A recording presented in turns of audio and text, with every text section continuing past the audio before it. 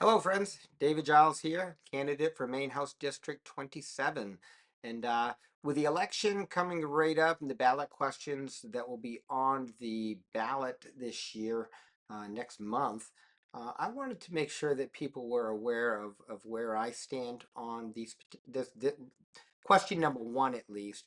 And so that you can have an understanding of why I believe what I do and some of the thought processes I went through in making my decision on how I plan on voting. So here we go.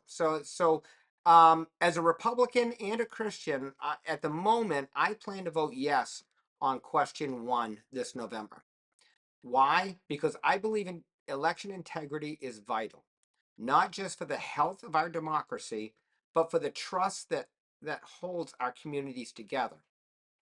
However, and I also believe something else, and this is really important. That I think people, we should take a very deep, you know, thought into this before we cast our ballots.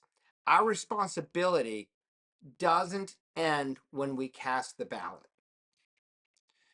Too often in our politics, we stop with just basic slogans, these memes that we see on Facebook, talking points. In this particular case, this is about protecting elections, and then we move on from there. But the truth is, even good policies that can have unintended consequences. And this particular ballot question is no different. The reality is that some of our neighbors, seniors, people with disabilities, low income Mainers, students, and those that live in rural areas could potentially face new hurdles under this new law should it pass. And remember, I plan right now on voting yes, so I want to make sure that I quantify this. For them, potentially getting an ID or accessing transportation or navigating more complex voting processes might not be as simple as it is for the rest of us. We can't ignore that. And as Republicans, and especially Christians, we shouldn't. Our founders understood that freedom requires virtue. John Adams, he was one of my favorite founding fathers, once said that our Constitution was made only for a moral and religious people. It is wholly inadequate to the government of any other. If we want our republic to remain strong, then our policies, even the ones we pass with good intentions, must reflect moral responsibility and compassion for every citizen. As a Christian, Scripture is very clear about our responsibility to those who are vulnerable. Proverbs 31 calls us to speak up for those who cannot speak for themselves and ensure justice for those being crushed. Galatians 6 reminds us to carry each other's burdens. And Jesus himself in Matthew 25 said that whatever you do for one of the least of these brothers and sisters of mine, you did for me. These aren't suggestions, folks. These are commandments. They remind us that protecting the vulnerable isn't a side mission of the church, it's the very heart of it. So, yes, I plan on voting yes on question number one. But I'm also calling on my fellow Republicans and everyone who supports this measure to lead the charge in addressing the potential downside should it pass.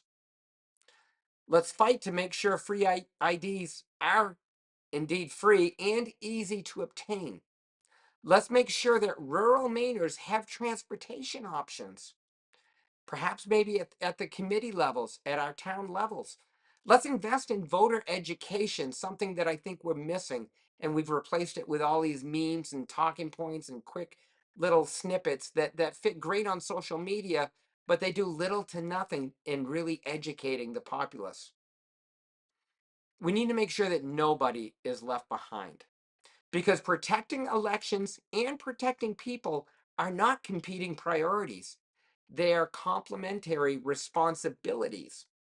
And if we do this right, we can accomplish both. So as we head into November, let's show Maine what real leadership looks like.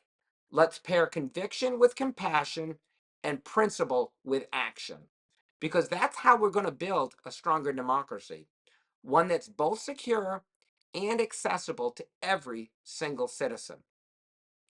For those who want to know a little bit more about went into me making my personal decision, I've written a kind of a deep dive blog post, if you want to call it that. It will actually be up on my blog once the site is up. And but I'll put a link down below that goes through the process of the pros and cons and identifying potential pitfalls and strengths within question number one. And I hope you take a look at it. Give me some feedback. Let me know what your thoughts are as we move into this election cycle. Again, as always, thank you very much for watching.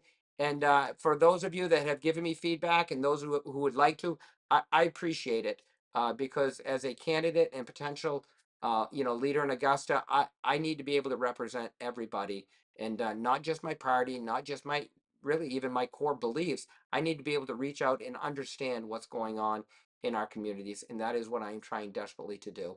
So thank you again for watching. God bless, and we'll talk to you later.